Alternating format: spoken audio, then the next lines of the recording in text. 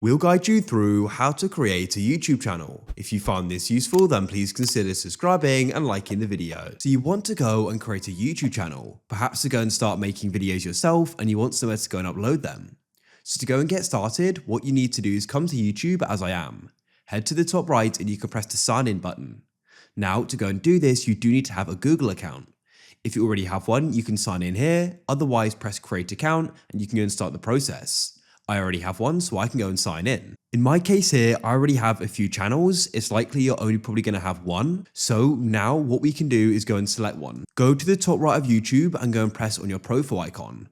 So it's likely you'll just go and have an account, which is just your name. What we can do is after clicking the profile icon is go to the bottom and press settings. Go and find the option add or manage your channels. And here you can see the option create a channel. You can click there and we can get started.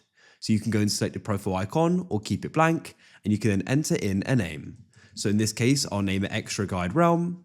You can then go and choose the handle. It will automatically generate one that's available, and you can then go and press create channel, like so. It will be created and it will take you to it. If I refresh the page, it will then go and say it exists, and that's it. You can click on the profile icon in the top right and get your studio, or press create and start uploading.